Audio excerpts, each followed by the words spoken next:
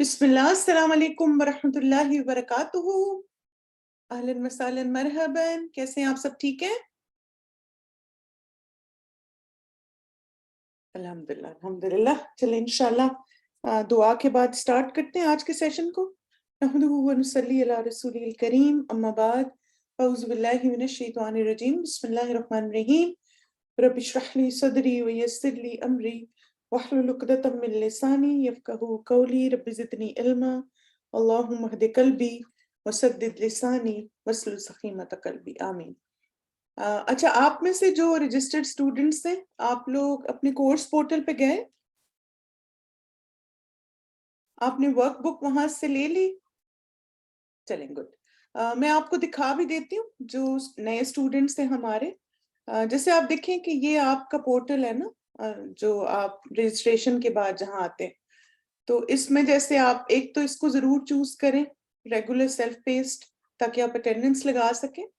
और फिर यहाँ पे आप आते हैं लाइव क्लास के लिए। कोर्स रिसोर्सेज में आप देखें, ये जो डे 1 हमारा कल लेक्चर था उसकी ये वर्कबुक है और ये डे 2 है। ठीक है, जैसे इस वर्कबुक में क्या है, जितने भी आज के लेक्चर के इम्पोर्टेंट पॉइंट्स हैं ना, जो जो हम चीजें आज डिस्कस करेंगे वो सारी आपको इस वर्कबुक में मिल जाएंगी। तो ये आपकी एक अच्छी जैसे हज कॉपी बन जाएगी। और जैसे आप अपने पास इसको सेव भी कर सकते हैं ना, इंशाल्लाह के हज के दौरान आप मुख्तलिफ चीजों को रिवाइज कर सकें। और इसी तरह क्विज लेने के लिए यहाँ पे आपको पहले चेकलिस्ट कंप्लीट करनी है। हमने आपके लिए एक प्रैक्टिस क्विज भी बना दी ताकि आपको आइडिया हो कि असली क्विज कैसा होगा। और फिर अल्हम्दुलिल्लाह लेसन 1 में जो बातें हमने डिस्कस की थी उस पे बेस्ड क्विज जो है वो अवेलेबल है, उसको आप अटेम्प्ट कर सकते हैं। फिर इसी तरह क्लास के बाद फौरन तो नहीं, लेकिन फ्यू आवर्स में इंशाल्लाह हम रिकॉर्डिंग भी अपलोड कर देते हैं। तो ये आप देखें, रिकॉर्डिंग के फोल्डर में ये कल की रिकॉर्डिंग इसमें अवेलेबल है। और आज जब इंशाल्लाह यानी सुबह तक फिर डे 2 की भी रिकॉर्डिंग आ जाएगी। तो आप जरूर वर्कबुक बहरहाल जरूर आपके पास होनी चाहिए ताकि नोट्स बना सकें। सही है? चलें, अच्छा ये बताएं कि कोई भी काम अगर हम करते हैं और तो उसको इबादत कैसे बनाया जा सकता है? किसी भी काम को इबादत बनाने का तरीका क्या है? माशाल्लाह, वेरी गुड। नियत अल्लाह ताला के लिए खालिस कर लें। ठीक है। और अच्छा, क्या आप क्लास भी इबादत बन सकती है? जैसे मसलन आज माशाल्लाह आप सब क्लास में हैं, हज के बारे में सीख रहे हैं। कुछ लोग तो हज पे जा रहे हैं, कुछ लोग वैसे अल्हम्दुलिल्लाह सीख रहे हैं कि दूसरों को बता सकें, या इंशाल्लाह जब अल्लाह ताला लेकर जाए तो सारी बातें जहन में हों। तो क्या क्लास लेना भी इबादत बन सकता है? बिल्कुल, यानी हम अपनी नीयत अल्लाह के लिए खालिस कर लें। तो चलिए इंशाल्लाह नियत के खुलूस की दुआ सुनते हैं और साथ साथ इस पे गौर भी करते हैं। और आप इस दुआ को मांगिए भी ताकि अल्लाह ताला जितना भी वक्त हम इस क्लास में गुजारें सीखने और सिखाने में, अल्लाह ताला उसको अपने लिए खालिस कर ले और हमारा ये अमल इबादत बन जाए। चलिए दुआ को सुनते हैं इंशाल्लाह। اللهم اجعل عملي كله صالحا واجعله لوجهك خالصا ولا تجعل لأحد فيه شيئا. اللهم اجعل عملي كله صالحا واجعله لوجهك خالصا ولا تجعل لأحد فيه شيئا. اللهم اجعل عملي كله صالحا واجعله لوجهك خالصا ولا تجعل لأحد فيه شيئا. आप सबने दुआ मांगी? मैं आपको ना इसलिए ये दुआ सुनवा रही हूँ रोज, ताकि जब हम किसी चीज को सुनते हैं ना तो याद जल्दी हो जाती है। तो इंशाल्लाह 3 दिन में आई होप कि आप इसको बार बार सुनेंगे तो आपको याद हो जाएगी। ऐ अल्लाह, आप मेरे सारे अमल को सौले बना दें और इसे अपने चेहरे के लिए खालिस कर लें और इसमें किसी एक के लिए भी कोई हिस्सा न रखें। आप जब हज पे जा रहे हैं, उम्रे पे जा रहे हैं, कोई भी सफर कर रहे हैं, तो इस दुआ को और वैसे भी दिन के मुख्तलिफ हिस्सों में इस दुआ को मांगते रहें, ताकि जो भी आप आम काम भी कर रहे हैं ना, तो खालिस नियत की वजह से वो इबादत बन जाए इंशाल्लाह। آج ہم انشاءاللہ تعالی حج کے بارے میں کچھ مزید چیزیں جانیں گے. جیسے دو ہمارے مین فوکس ہوگا آج. ایک تو آپ دیکھیں کہ جس طرح آپ کا حج کا سفر ہے نا، تو انشاءاللہ ہم اسی طرح ٹریول کریں گے حج کے لیے، تاکہ آپ کو پتہ چلتا جائے اچھا اب میں یہ کر رہی ہوں، میں نے یہ کرنا ہے، میں نے یہ کرنا ہے. تو اسی سیکوینس میں انشاءاللہ تعالی ہم اپنے سیشن کو لے کے چلیں گے. پہلے تھوڑی سی کچھ انفارمیشن حج کے بارے میں، اس کے بعد جو عمرے کا طریقہ ہے وہ، اور پھر اس کے بعد ہمارا جب حج شروع ہو جائے گا تو اس میں کیا کیا چیزیں وہ ساری آج ڈسکس کریں گے. تو سب سے پہلے آپ دیکھیں کہ ابو ہریرہ رضی اللہ عنہ سے مروی ہے کہ رسول اللہ صلی اللہ علیہ وسلم سے سوال کیا گیا کون سا عمل سب سے افضل ہے؟ آپ صلی اللہ علیہ وسلم نے فرمایا اللہ اور اس کے رسول پر ایمان لانا. پوچھا گیا اس کے بعد؟ آپ صلی اللہ علیہ وسلم نے فرمایا اللہ کی راہ میں جہاد کرنا. پوچھا گیا اس کے بعد؟ آپ صلی اللہ علیہ وسلم نے فرمایا حج مقبول. تب آپ دیکھیں کہ افضل عمل تین آپ نے اس کے باتیں بتائیں. ایک یہ ہے کہ اللہ اور رسول پر ایمان، پھر اللہ تعالیٰ کے راستے میں جہاد، اور تیسرا کیا ہے؟ حج مبرور. حج ادا کرنے کا طریقہ کیا ہے؟ سب سے پہلے حج کے کچھ احکامات کو جان لیتے ہیں انشاءاللہ. حج کے 4 ارکان ہیں اور 7 واجبات ہیں. یہ دونوں چیزیں آپ اپنے پاس لکھ لیں. اگر آپ نے ورک بک کھولی تو اس میں، اور اگر ویسے نوٹ کریں کیونکہ یہ بہت زیادہ امپورٹنٹ انفارمیشن ہے. 4 ارکان ہیں اور 7 واجبات ہیں. حج کے 4 ارکان کون سے ہیں، یا جن کو آپ کہتے ہیں پلرز آف حج؟ ٹھیک ہے، ارکان کو پلر کہتے ہیں انگلش میں. اور حج کے 7 واجبات ہیں، اور باقی تمام حج کی سنتیں. اچھا، اب یہ کہ آپ نے یہ 3 ٹرمز یاد رکھنی، کیونکہ آپ دیکھیں یہ اس لیے بہت ہمارے لیے امپورٹنٹ ہے، ضروری ہے جاننا، کیونکہ بعض اوقات جب ان چیزوں میں کلیئرٹی نہیں ہوتی نا، تو انسان ہر وقت کنفیوز رہتا ہے، اور وہ کہتا ہے اچھا شاید مجھے اب بھی دم دینا ہے، یہ ہو گیا تو مجھے دم دینا ہے، یہ ہو گیا تو مجھے دم دینا. تو جب آپ کو یہ تینوں چیزیں واضح ہوں گی کہ ارکان کون سے ہیں، واجبات کون سے ہیں، اور سنتیں کون سی ہیں، تو آپ کو یہ کلیئرٹی آ جائے گی کہ کس وقت کون سا کام کیا یا نہیں کیا، تو پھر اس کا جیسے سد باب یا ریمیڈی اس کی کیا ہے.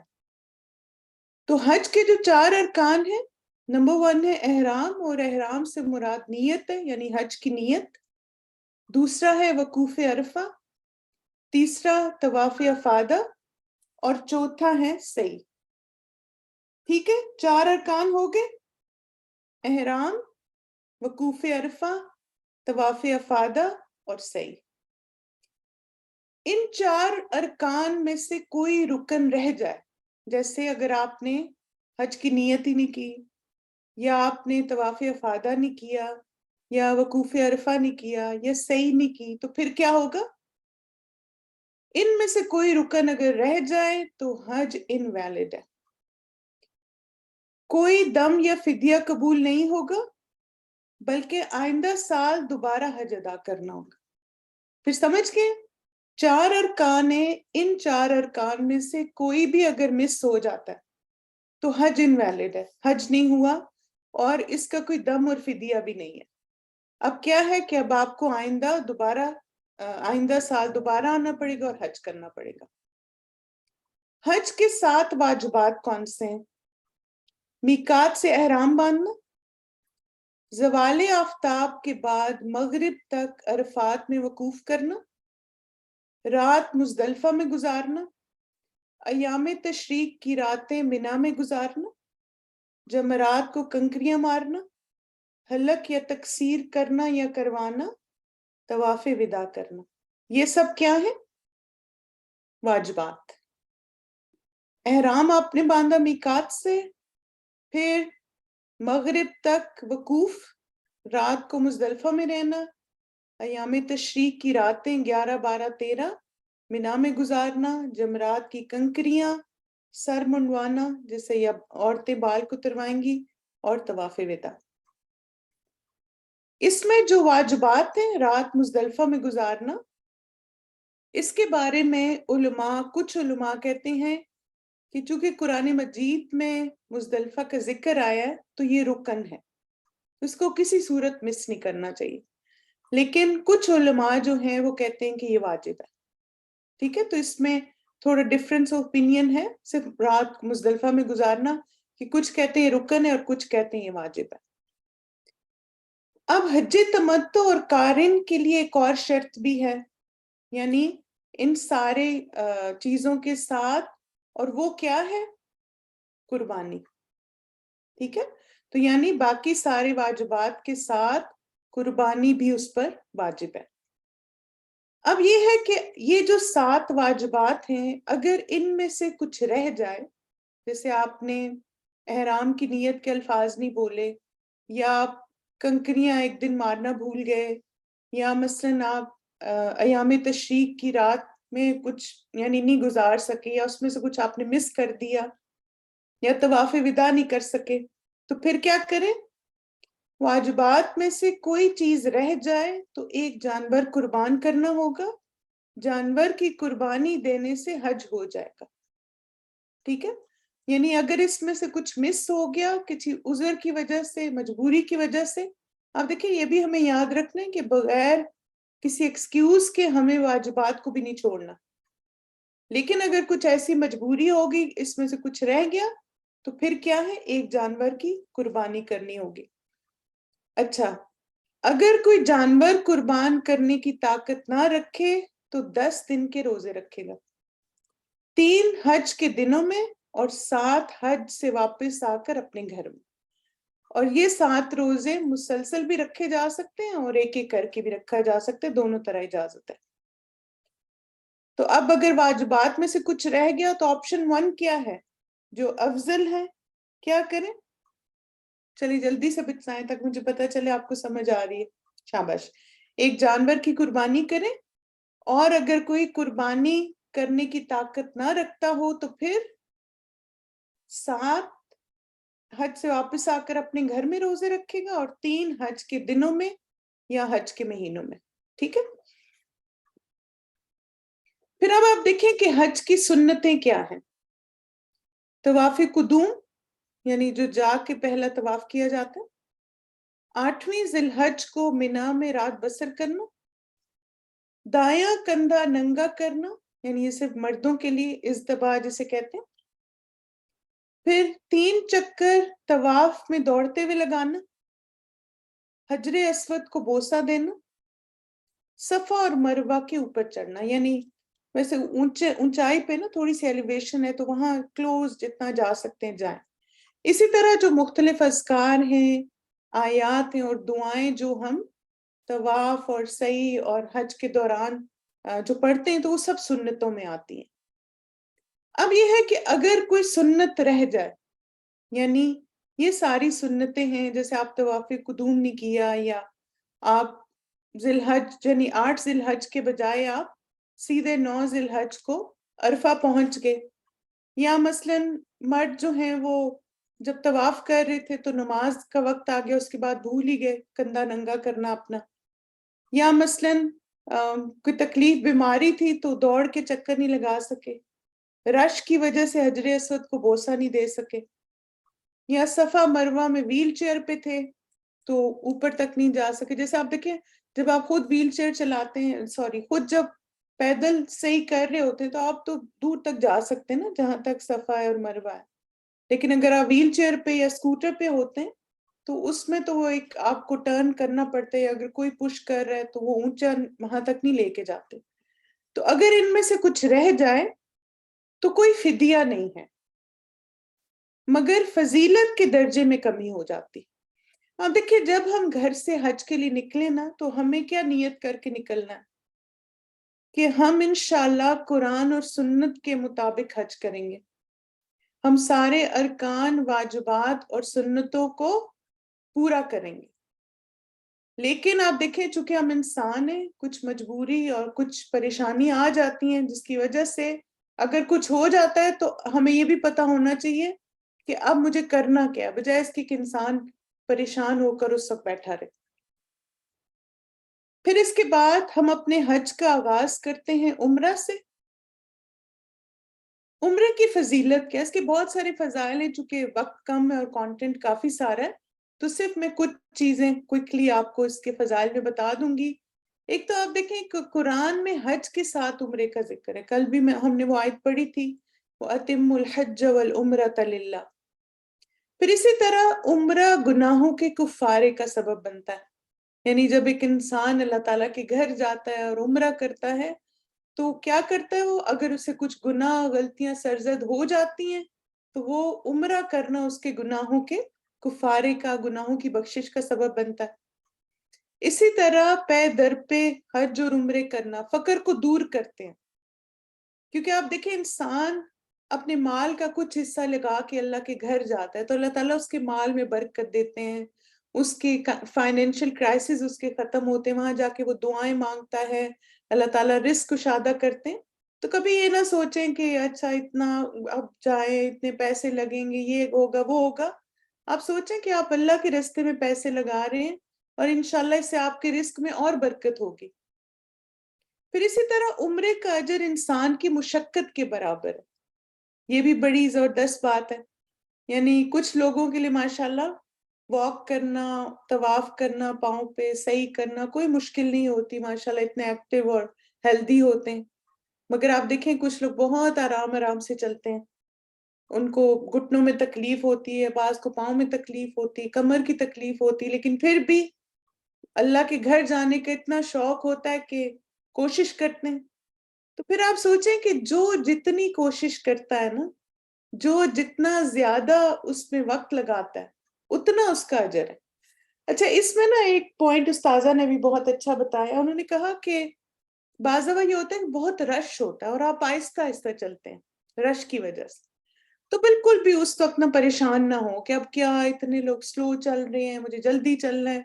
آپ سوچیں اتنا زیادہ وقت گزار رہے ہیں وہاں پہ، ایک مشکل ہے مگر اتنا زیادہ اجر ہے آپ کا۔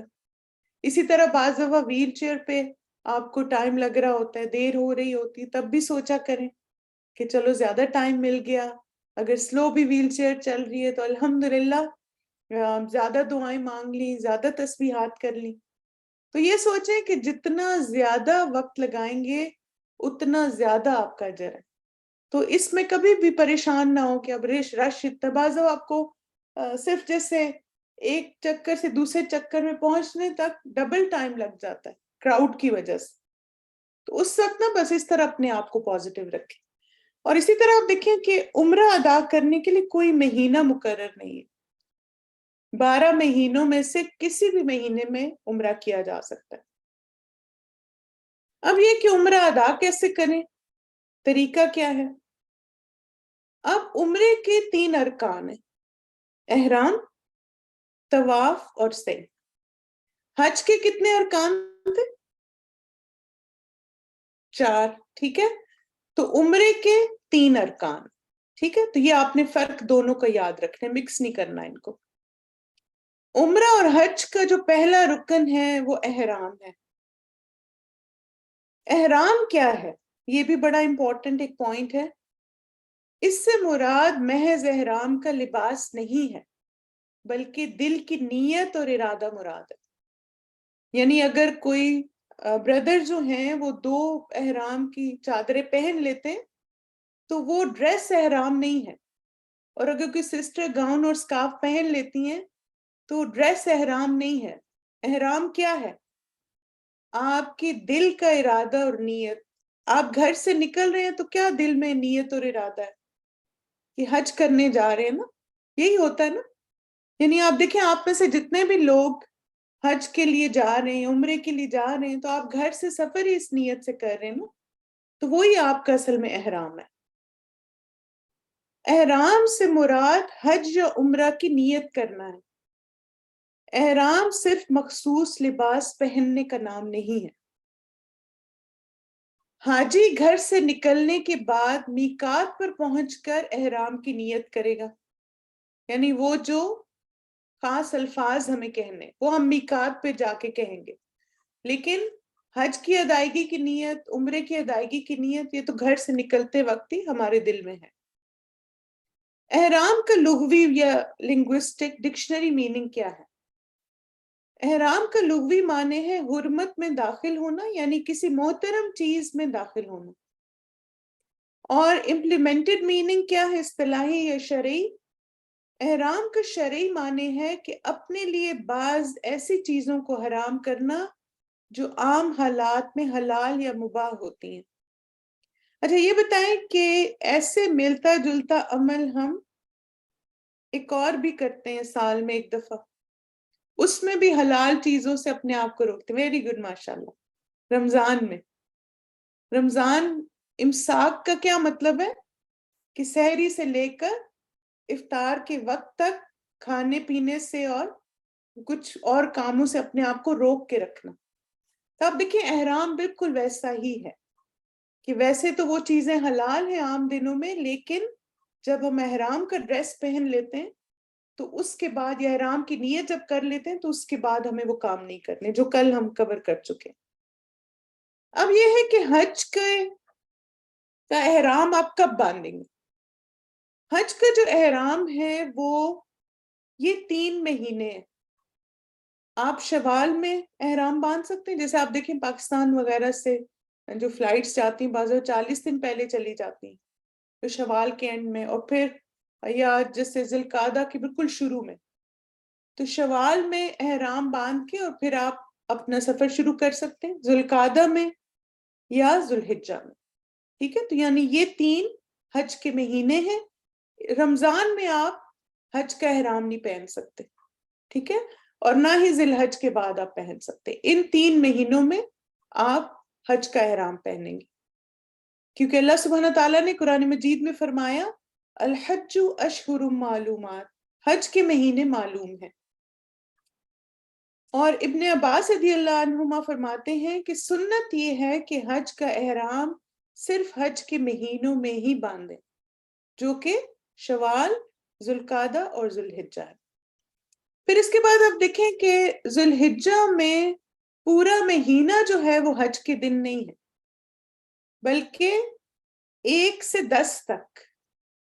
ٹھیک ہے، یعنی 1 سے 10 تک میکسیمم ریچولز ہم حج کے ادا کر لیتے ہیں، اور اس کے بعد 11 سے 13 تک ہمارا ایام تشریق کے دن ہوتے ہیں.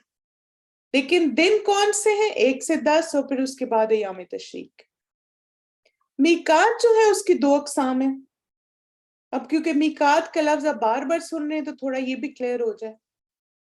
میقات زمانیہ اور المکانیہ. زمانیہ کا کیا مطلب ہے؟ وہ وقت جس کے اندر اندر حج کا احرام باندھا جا سکتا ہے، وہ جو 3 مہینے. اور پھر مکانیہ کیا ہے؟ وہ جگہ جہاں سے حج یا عمرے کے لیے احرام باندھا جا سکتا ہے. ٹھیک ہے، تو زمانیہ کیا ہوگا؟ یہ جو 3 مہینے شوال، ذوالقعدہ، ذوالحجہ. اور مکانیہ کیا ہے؟ جو نبی صلی اللہ علیہ وسلم نے ہمیں یہ 5 میقات بتا دیے: ذوالحلیفہ، جوفہ، ذات العرق، کرن المنازل اور یلملم. تب آپ دیکھیں کہ یہ ہمارے مواقیت ہیں حج کے، یعنی زمانی کون سے؟ شوال، ذوالقعدہ، ذوالحجہ، اور پھر یہ ہمارے سارے مکانی ہے. ٹھیک ہے، اب اس کی دلیل ہمیں حدیث میں بھی ملتی ہے کہ رسول اللہ صلی اللہ علیہ وسلم نے مدینہ والوں کے لیے ذوالحلیفہ کو میقات مقرر کیا، شام والوں کے لیے جوفہ، نجد والوں کے لیے کرن المنازل اور یمن والوں کے لیے یلملم. یہ میقات ان ملک والوں کے ہیں اور ان لوگوں کے لیے بھی جو ان ملکوں سے گزر کر حرم میں داخل ہوں اور حج یا عمرہ کا ارادہ رکھتے ہوں. لیکن جو لوگ میقات کے اندر رہتے ہوں، یہاں تک کہ مکہ کے لوگ، تو وہ احرام مکہ ہی سے باندھیں گے. ٹھیک ہے، تو یہ آپ دیکھیں 5 احرام ہیں، 5 میقات ہیں. تب آپ دیکھیے کہ جیسے کوئی بھی آپ نے انٹری پوائنٹ لیا ہے تو وہاں سے اس سے پہلے آپ نے پھر احرام کی نیت کے الفاظ دہرانے. اچھا اب یہ بتائیں کہ اگر جہاز میقات کے کسی مقام سے نہ گزرے، یعنی وہ فرض کریں یہاں سے آ گیا، ادھر سے نہیں، یا یہاں کہیں سے نہیں، بیچ میں سے کہیں آ گیا، تو پھر کیا کریں گے یہ بتائیں؟ ایسی پاسبلٹی ہے نا کہ آپ جس راستے سے انٹر ہو رہے راستے میں کوئی میقات ہی نہ آئے، ویری گڈ ماشاءاللہ, اللہ مبارک. قریبی میقات کا اندازہ کریں. ٹھیک ہے, جیسے آپ دیکھیں بالکل ماشاءاللہ بالکل آپ کے صحیح آنسر ہیں. جیسے فرض کریں کہ آپ یہاں سے انٹر ہو رہے ہیں تو اس جگہ سے اگر ذوالحلیفہ قریب ہے تو پھر آپ اس کے قریب, یعنی پھر آپ تھوڑا سا گیس کر کے اندازہ کر کے پھر آپ اس حساب سے احرام کی دعا مانگیں گے. ٹھیک ہے, تو جو بھی کلوز ہے تو وہ پھر دیکھ لیں. آج کل تو آپ دیکھیں کہ میپس وغیرہ کے ساتھ کچھ بھی مشکل نہیں ہے الحمدللہ, اور یوزلی جو لوگ ٹور آپریٹرز ہوتے ہیں حج اور عمرے کے تو ان سب کو یہ باتیں پتہ ہوتی ہیں, لیکن ہمیں بھی مسئلہ معلوم ہونا چاہیے. اچھا, اب یہ ہے کہ اگر کوئی شخص بھول کر احرام پہنے بغیر میقات سے گزر جائے, یہاں پہ نا احرام سے مراد جو ڈریس ہے احرام کا, جیسے آپ دیکھیں مثلاً آپ نے غلطی سے اپنے چیکڈ بیگ میں احرام ڈال دیا, یا آپ کے جو حج گروپ لیڈر تھے انہوں نے کہا تھا ہم آپ کو احرام دیں گے جب ہم سٹاپ اوور پہ ملیں گے, اور وہ احرام بلانا ہی بھول گیا آپ کے لیے. تو اب آپ دیکھیں کہ ایسی سچویشن میں پھر آپ کیا کریں گے؟ بالکل شاباش, یعنی پھر آپ دعا تو مانگ لیں گے, لیکن پھر کیا ہوگا کہ پھر آپ نے آ کے اس کا فدیہ دینا ہوگا, کیونکہ یہ واجبات میں سے ہے نا. ٹھیک ہے, اچھا یہ بتائیں کہ کیا یہ جائز ہے کہ اپنے گھر سے احرام کی چادریں پہن کے لیے مکہ کے لیے روانہ ہوا جائے, یعنی کوئی گھر سے ہی احرام پہن لے کیونکہ ان کی نان سٹاپ فلائٹ ہے سعودیہ کی؟ بالکل ٹھیک, بالکل شاباش, جائز ہے یہ. ٹھیک ہے, تو آپ اپنے گھر سے بھی احرام پہن کے نکل سکتے ہیں, کوئی حرج نہیں ہے اس میں. تو اب آپ دیکھیں کہ یہ میقات کے پوائنٹس جو ہیں یہ جاننا کیوں ضروری ہے نا. اور دوسرا یہ کہ جب آپ ٹریول کرتے ہیں نا تو آپ کو جیسے جہاز میں بھی اناؤنسمنٹ ہوتی ہے, ورنہ آپ خود بھی جیسے اندازہ کر سکتے ہیں, آپ ان سے پوچھ بھی سکتے ہیں. موسٹ آف دا فلائٹس میں اناؤنس ہوتا ہے کہ میقات آ گیا, ورنہ یوزلی یعنی 20-25 منٹ پہلے آپ کی لینڈنگ سے آتا ہے, تو آپ کرو سے پوچھ بھی سکتے ہیں یا ان کو کہہ بھی سکتے ہیں کہ جب میقات آئے تو مجھے بتا دیں. اب آپ میقات کے قریب پہنچ گئے, اب آپ کیا کریں گے؟ اگر آپ حج افراد کر رہے ہیں, جو کہ آؤٹ سائڈ مکہ والے تو افراد نہیں کرتے, وہ لوکلز کرتے ہیں یا جو جیسے وہیں پہ مقامی لوگ ہوتے ہیں نا, تو ہم جو لوگ یہاں سے جاتے ہیں تو ہم یا تو تمتع کرتے ہیں اور یا پھر قران کرتے ہیں. تو اگر آپ حج تمتع کریں گے, حج تمتع کا مطلب ہے کہ آپ عمرہ کریں گے, پھر آپ عمرہ کرنے کے بعد احرام کھول دیں گے, پھر اس کے بعد آپ 8 ذی الحج کو دوبارہ حج کا احرام پہنیں گے. تو اس لیے اس کو تمتع کہتے ہیں, اور نبی صلی اللہ علیہ وسلم نے اس کو پسند کیا, کیونکہ آپ نے کہا کہ اگر میں قربانی ساتھ نہ لایا ہوتا تو میں حج تمتع کرتا. تو یہ سب سے پسندیدہ ہے, آپ صلی اللہ علیہ وسلم نے بھی اسی کو انکریج کیا. پھر حج قران کیا ہے کہ ایک ہی احرام میں عمرہ اور حج کرنا. آپ عمرہ کرتے ہیں اور پھر آپ حج کے کمپلیٹ ہونے تک 10 ذی الحج تک احرام کو پہنے رکھتے ہیں. تو جو بھی آپ نے نیت کی ہے, تو اگر آپ حج تمتع کر رہے ہیں تو آپ کہیں گے لبیک عمرتن, اور اگر آپ قران کر رہے ہیں تو آپ کہیں گے لبیک عمرتن وحجن. ٹھیک ہے, اب یہ کہ حج کی جو اقسام ہے یہ میں نے بتا بھی دی, اس کو کوئک ایک دفعہ اور دیکھ لیں. حج تمتع کیا ہے؟ ایک احرام عمرے کا, پھر دوسرا احرام حج کا, 8 ذی الحج کو حج کا احرام باندھیں گے. ٹھیک ہے, نہیں وربلی آپ کہیں گے. اور آپ دیکھیں کہ حج جو ہے, حج اور عمرہ اونلی عبادت ہے جس میں وربل نیت سنت سے ثابت ہے, اور کسی عبادت میں وربل نیت ثابت نہیں ہے سنت سے. روزے کی کوئی وربل نیت نہیں ہے, نماز کی کوئی وربل نیت نہیں ہے, باقی سب میں نیت آپ دل میں کریں گے. لیکن حج اور عمرے کے لیے نبی صلی اللہ علیہ وسلم نے وربلی نیت کی ہے, اور یہ الفاظ کہیں تو ہم بھی کہیں گے. حج قران کیا ہے؟ عمرہ اور حج کا اکٹھا احرام میقات سے باندھنا. حج افراد صرف حج کا احرام باندھنا جو کہ لوکلز کے لیے. اب یہ ہے کہ قربانی کون کون کرے گا؟ جو حج تمتع کرنے والا ہے وہ بھی قربانی کرے گا، حج قران والا بھی قربانی کرے گا، اور حج افراد والے جو ہیں وہ قربانی نہیں کریں گے۔ کیا حج کی نیت بدل سکتے ہیں؟ اب دیکھیے کہ اس میں جیسے جو قربانی لے کر آئے ہیں نا ساتھ قران والے، وہ تو نہیں بدل سکتے، لیکن تمتع والے جو ہیں وہ بدل سکتے ہیں اپنی نیت۔ تو بہرحال یہ کہ یہ تمتع ہی پسندیدہ ہے تو اسی کو پھر کنٹینیو کریں۔ پھر اس کے بعد حج کے جب آپ نیت کے الفاظ بول لیں گے لبیک عمرتن، اس کے بعد یہ الفاظ پڑھنا بھی سنت سے ثابت ہے، اللہم حجۃ لا ریاء فیہا ولا سمعہ۔ احرام بھی اسی طرح ہے جس طرح نماز میں تکبیر تحریمہ ہے، ٹھیک ہے؟ جب ہم کہتے ہیں نا اللہم لبیک حجن یا لبیک عمرتن، تو اب کیا ہے کہ جیسے ہم نماز میں جب اللہ اکبر کہتے ہیں تو اس کے بعد کیا ہوتا ہے کہ ساری بات چیت ہر چیز پھر منع ہو جاتی نا۔ اسی طرح آپ دیکھیں جب آپ نے احرام کے الفاظ کہہ دیے تو اب ساری جو احرام کی پابندیاں ہیں وہ سٹارٹ ہو گئی۔ پھر اس کے بعد آپ دیکھیں کہ چونکہ زندگی میں بہت اپس اینڈ ڈاؤنز آتے ہیں تو اس کی بھی سنت میں گائیڈنس موجود ہے کہ آپ مشروط احرام بھی پہن سکتے ہیں۔ عائشہ رضی اللہ عنہ سے روایت ہے، وہ کہتی ہیں کہ رسول اللہ صلی اللہ علیہ وسلم دباء بنت زبیر کے پاس گئے اور ان سے فرمایا شاید تمہارا حج کا ارادہ ہے۔ انہوں نے عرض کی اللہ کی قسم میں تو اپنے آپ کو بیمار پاتی ہوں۔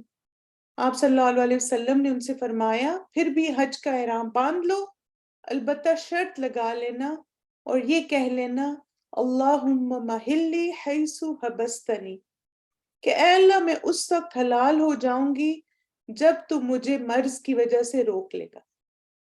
تب آپ دیکھیں یہ کس سچویشن میں ہے کہ جیسے مثلاً ویسے تو شرط لگانا پسندیدہ نہیں ہے جب تک کوئی حقیقی خوف نہ ہو، کیونکہ آپ دیکھیں کچھ لوگ نا ویسے ہی اس دعا کو پڑھتے رہتے ہیں، حالانکہ الحمدللہ سب چیزیں بظاہر بالکل ٹھیک ہوتی ہیں، کوئی ایسا مسئلہ نہیں ہوتا۔ تو اس لیے جب تک واقعی کوئی ایسی آپ کو خوف نہ ہو یا بیماری یا تکلیف کا اندیشہ نہ ہو تو شرط نہ لگائیں اس کے، کیونکہ توکل کے خلاف ہے۔ اب آپ دیکھیں حقیقی خوف کیا ہے۔ ایک تو یہ ہے کہ آپ کو فلائٹ ایسی ملی اور آپ کو لگ رہا ہے کہ شاید بہت لاسٹ منٹ بکنگ ہوئی ہے، کچھ پتہ نہیں پہنچ پائیں گے نہیں پہنچ پائیں گے، اور تو ہم کیسے اتنی دیر احرام میں رہے نا۔ تو اب آپ دیکھیں کہ اس دعا کا فائدہ کیا ہوتا ہے کہ جو احرام کے ساتھ اس دعا کو پڑھ لیتا ہے تو پھر اس کو دم نہیں دینا پڑتا، یعنی پھر آپ ایک طرح سے جہاں بھی احرام اپنا کھول دیں گے تو پھر آپ کو دم نہیں دینا، ورنہ تو آپ دیکھیں اگر ہم احرام کھولتے ہیں تو ہمیں اس کا فدیہ دینا ہوتا ہے نا، لیکن اگر آپ نے یہ دعا مانگ لی تو پھر فدیہ دینے کی ضرورت نہیں ہے۔ تب آپ دیکھیں کہ یا تو کوئی جیسے آپ اچھا فیل نہیں کر رہے ہو، کافی بیمار ہیں آلریڈی لیکن آپ حج پہ بھی جا رہے ہیں اور آپ کو لگتا ہے کہ انشاءاللہ میں پہنچ کے ٹھیک ہو جاؤں گی، تو آپ احرام کی نیت کر لیں اور یہ دعا بھی مانگ لیں۔ پھر اگر وہاں جا کے زیادہ طبیعت خراب ہو جائے تو پھر آپ احرام کھول لیں اور جب آپ اچھا فیل کریں تو پھر دوبارہ سے میقات پہ جا کے احرام پہن لیں، ٹھیک ہے؟ تو بغیر وجہ کی شرط نہ لگائیں۔ سالم کہتے ہیں کہ ابن عمر حج میں شرط لگانے کو ناپسند کرتے تھے اور فرماتے تھے کہ کیا تمہارے لیے تمہارے نبی صلی اللہ علیہ وسلم کی سنت کافی نہیں ہے کہ انہوں نے بھی شرط نہیں لگائی تھی۔ تو سنت کیا ہے کہ بغیر وجہ کی شرط نہ لگائیں۔ بعض اوقات کچھ لوگوں کو بہت لاسٹ منٹ حج کا پلان بنتا ہے اور چیزیں انپریڈکٹیبل ہوتی ہیں، تو جب ایسی سچویشن ہے پھر جائز ہے لیکن بغیر وجہ کے نہیں۔ پھر اب آپ دیکھیں کہ جو احرام کا ڈریس ہے وہ کیسا ہوگا نا۔ احرام کی حالت میں مردوں کا خاص لباس ہے جو 2 سفید چادروں پر مشتمل ہوگا، ایک چادر بطور تہمت اور دوسری چادر اوڑھنے کے لیے استعمال ہوگی، یہ دونوں انسٹچڈ ہونی چاہیے۔ احرام کی حالت میں عورت کے لیے کوئی الگ لباس سنت سے ثابت نہیں ہے، یعنی ضروری نہیں آپ وائٹ پہنے اور یہ بھی ضروری نہیں کہ خاص قسم کا ڈریس ہونا چاہیے، جو آپ کا ریگولر ابایا اور گاؤن آپ پہنتے ہیں آپ وہی پہنیں. اور میں تو ساری سسٹرز کو یہ ریکمینڈ کروں گی کہ اگر آپ گاؤن سکارف نہیں پہنتی تو ایٹ لیسٹ آپ جب حج عمرے کے لیے جائیں تو گاؤن سکارف پہنیں, کیونکہ وہ سب پراپر کور ہوتے ہیں. اور اب دیکھیں ایک باحیا لباس ہوتا ہے وہ نا, اور عورت کو باحیا نظر آنا چاہیے. پھر اسی طرح اگر ایک عورت یعنی میقات سے پہلے پیریڈز کی حالت میں ہے, ابایا جو ہوتا ہے اس کو گاؤن کہتے ہیں نا انگلش میں, کہ کچھ اور کہتے ہیں, میرا تو خیال ہے گاؤن ہی کہتے ہیں ابائے کو انگلش میں. اچھا اب آپ دیکھیں کہ اگر کوئی عورت میقات سے پہلے حیض کی حالت میں تو وہ بھی نیت کرے گی, ٹھیک ہے. یعنی اب آپ یہ نہیں کہیں گے میں تو پاک ہی نہیں ہوں اور میرے تو پیریڈ سے نہیں, آپ نے میقات سے پہلے جو اگر آپ حج تمتع کر رہے ہیں تو آپ لبیک عمرتن کہیں گے, اور اگر حج قران کر رہے ہیں تو لبیک عمرتن و حجن کہیں گے. پھر اس کے بعد آپ جیسے ہی آپ نے نیت کے الفاظ کہے, یعنی اب آپ میقات سے گزر گئے, اب آپ نے تلبیہ پڑھنا شروع کر دینا. اور اچھا آپ کو پتہ ہے کہ تلبیہ آپ کب تک پڑھیں گے, یہ بتائیں, کسی کو پتہ ہے کب تک تلبیہ ہم نے پڑھنا؟ پورے ٹریول میں, یعنی میقات سے لے کے جب تک آپ نہیں جب تک آپ طواف شروع نہیں کرتے, ٹھیک ہے. یہ اچھی بات ہے, مختلف آنسرز ہیں, لیکن کریکٹ آنسر کیا ہے کہ طواف سے پہلے تک آپ نے تلبیہ پڑھنا ہے, اور جیسے ہی آپ طواف کے لیے انٹر ہوتے ہیں مطاف میں, پھر آپ تلبیہ پڑھنا بند کر دیں گے, ٹھیک ہے. چلیے انشاءاللہ ہم تلبیہ سنتے بھی اور آپ ساتھ ساتھ اس کو دہرائیں بھی. لبيك اللهم لبيك لبيك لا شريك لك لبيك إن الحمد والنعمة لك والملك لا شريك لك لبيك اللهم لبيك لبيك لا شريك لك لبيك إن الحمد والنعمة لك والملك لا شريك لك لبيك اللهم لبيك لبيك لا شريك لك لبيك إن الحمد والنعمة لك والملك لا شريك لك. چلیں آپ نے دہرایا ساتھ سے تلبیہ, میں آپ کو اس لیے سنوایا تاکہ تھوڑا سا آپ کا تلفظ درست ہو جائے اس کا, ٹھیک ہے. اب آپ دیکھیں کہ جب آپ تلبیہ کہتے ہیں, اب اس کا ریوارڈ کیا ہے نا, یہ بھی ہمیں اس حدیث سے پتہ چلتا ہے. رسول اللہ صلی اللہ علیہ وسلم نے فرمایا جب کوئی تلبیہ کہنے والا تلبیہ کہتا ہے تو اس کے دائیں اور بائیں دونوں جانب سے درخت, پتھر اور ڈھیلے سبھی تلبیہ کہتے ہیں, اور دونوں جانب کی زمین کے آخری سروں تک. یعنی آپ دیکھیں ہم تلبیہ پڑھ رہے ہوتے اپنی گاڑی میں بیٹھ کے, جہاز میں بیٹھ کے یا ٹرین میں بیٹھ کے, اور دونوں سائیڈز کی جو زمین ہے اس میں ہر چیز ہمارے ساتھ تلبیہ پڑھ رہی ہوتی ہے. تو کتنا آپ دیکھیں نا, ایک توحید کا اقرار بھی ہے اور ایک خوبصورت فیلنگ آتی ہے اس وقت. اب یہ ہے کہ تلبیہ پڑھنے کے آداب کیا ہیں, یہ بھی پتہ ہونے چاہیے. سواری پر میقات سے پڑھنا شروع کر دیں, یعنی جب آپ میقات کراس کیا, نیت کر لی, آپ نے دعا مانگ لی نیت والی, اب آپ پڑھنا شروع کر دیں. پہلے آپ سبحان اللہ والحمد للہ ولا الہ الا اللہ واللہ اکبر, اور پھر اس کے بعد تلبیہ پڑھیں. مرد اونچی آواز میں پڑھیں, عورتیں آہستہ آواز میں پڑھیں, چیخ کر تلبیہ نہ پڑھیں, اور حیض و نفاس والی عورت بھی تلبیہ پڑھے گی. یعنی اگر آپ کے پیریڈز ہیں تو آپ پھر بھی تلبیہ پڑھیں گے. اچھا اس میں آپ دیکھیں کہ جیسے اس طرح ہوتا ہے کہ جیسے آپ تھکے ہوئے بھی ہوتے ہیں تو تھوڑا ایک دو دفعہ لوگ پڑھ کے نا پھر بیٹھ جاتے ہیں, اپنی باتیں شروع کر دیتے ہیں. تو میں تو یوزلی یہ کرتی ہوں کہ اپنے فون میں نے ریکارڈنگ اس کی سیو کی ہوئی ہے, تو جب مجھے لگتا ہے کہ لوگ اب غیر ضروری باتیں کرنے لگ گئے تو میں فون پہ وہ تلبیہ لگا دیتی ہوں. تو آپ بھی ایسے کر سکتے ہیں. ظاہر عورتوں کو اس طرح اونچی آواز میں تو نہیں پڑھنا چاہیے, لیکن آپ ریکارڈنگ جیسے بردر ہشام کی ریکارڈنگ ہے آپ اس کو لگا سکتے ہیں تاکہ دوسروں کو ریمائنڈر ہو جائے، ورنہ تو الحمدللہ آپ دیکھیں یوٹیوب ہر جگہ تلبیہ کی ریکارڈنگ مل جائے گی، تو اپنے پاس سیو کر لیں، جہاں پہ آپ کو لگے کہ لوگ گپ شپ اور کہہ کے اور ایسی باتیں اس سے مشغول ہو گئے تو آپ تلبیہ لگا دیں، سب سے بہترین ریمائنڈر ہے سب کے لیے۔ تو یہ تلبیہ کے مسنون الفاظ ہیں، لبیک اللہم لبیک لبیک لا شریک لک لبیک ان الحمد والنعمت لک والملک لا شریک لک۔ اور اسی طرح نبی صلی اللہ علیہ وسلم سے اور بھی الفاظ ثابت تھے، لبیک الہ الحق، اور جو عمر رضی اللہ عنہ تھے وہ کہتے تھے لبیک لبیک وسعدیک والخیر بیدیک لبیک والرغباء الیک والعمل۔ ٹھیک ہے، تو یہ کچھ اور الفاظ بھی ہمیں سنت سے پتہ چلتے ہیں۔ اب یہ ہے کہ ہاں بالکل بگننگ میں سب ایکسائٹمنٹ سے پڑھتے ہیں، پھر سلو ہو جاتے ہیں، تو بس آپ کا اب کام ہے کہ آپ نے ان کو ریمائنڈ کروانا ہے۔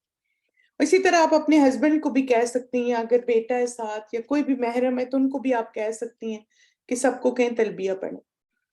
اب یہ ہے کہ الحمدللہ ہم اب انٹر ہو گئے مکہ میں، تو سب سے پہلے آپ جیسے سنت کیا ہے، ایک تو تلبیہ پڑھتے جائیں گے مسلسل جب تک آپ طواف تک نہیں پہنچ جاتے، اور اس کے علاوہ کیا ہے کہ مکہ میں داخل ہو کے غسل کرنا جو ہے یہ مسنون ہے، تو اگر آپ کو ایسا موقع ملے کہ پہلے آپ ہوٹل جائیں تو وہاں جا کے آپ جیسے غسل کر کے فریش اپ ہو جائیں تاکہ آپ طواف بھی اچھے سے کر سکیں، لیکن اگر نہ موقع ہو تو ڈائریکٹ بھی جا سکتے ہیں۔